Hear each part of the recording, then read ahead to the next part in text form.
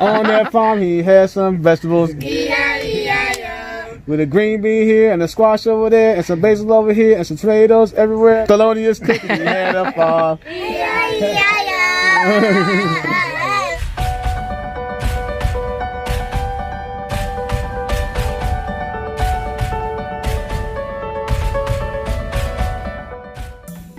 Hey, that's me, LaQuita Marie. I'm the wife, and last week we talked about our community-supported agriculture pickup, and here we are this week actually on the farm with Thelonius Cook. He's a farmer.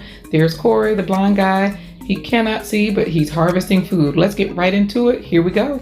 Yeah, it's Mighty Thundercloud Edible Forest, and like the name initially came from my pops because he would always joke and call himself Big Chief Thundercloud. Mm-hmm. You know, and I was thinking of like an organic name, so Mighty Thundercloud, and sort of like an old, like a throwback to the old gospel group, Mighty.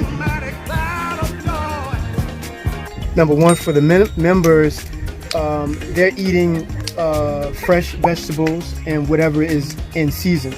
So as opposed to if you're buying things from the grocery store, it may not necessarily always be in season.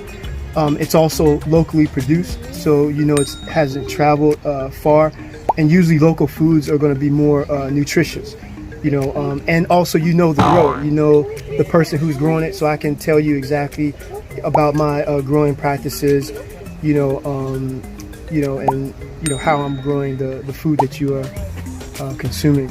So whereas if you go to the grocery store, we see the label organic, we're kind of like rolling the dice. So why is it important? Why do you think it's important in these days and times for people to support the local farmers or to engage in agricultural pursuits themselves? When you think about sustainability in general, like in a holistic term, it's usually the local smallholder farmers that we can be, more hands-on, with our practices. Like when you think of like these big, 1,000-acre farms. It's really difficult for them not to spray pesticides and stuff like that. So, when you look at a small scale place like this, I can use some of those mechanisms that you talked about, like intercropping, basil with the tomatoes. I can hand pull weeds instead of, just mass spraying, herbicides and stuff like that. And then, promoting the beneficial insects. That's what we need as humans to survive, the bees and the butterflies, stuff like that. So you don't see that really, on big large scale farms. Well, this is actually in Hampton, Virginia. It's a little, nobody knows this is back here, but this is where I grew up learning how to farm, meaning, how to pull weeds and stuff. And then the big farm is over on the Eastern Shore, so Bird's Nest, Virginia. So about an hour from here. So what's the difference between this plot and your larger farm? Well, the other one is much bigger for one, but this one, because I've been producing on it for years since I was a kid, the soil is a lot more manageable. The other farm had been monocrop for years, meaning just corn, soybean rotation. So it took me a few years to like build the soil, and I'm still building the soil all day.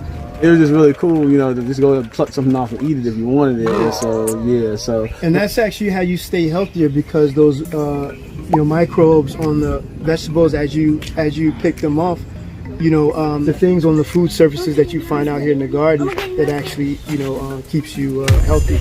So the only thing you have to worry about, obviously, you don't want to eat nothing that has bird droppings on it. Right. If there's animal, droppings right beside it, you avoid that area, but.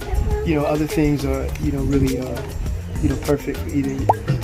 Well, Thelonius Cook from the Mighty Thundercloud Farms, we appreciate you letting us come here. That's it, everybody. I hope you enjoyed going to the farm with us. Hope you enjoyed those 4 great reasons to farm with family and friends.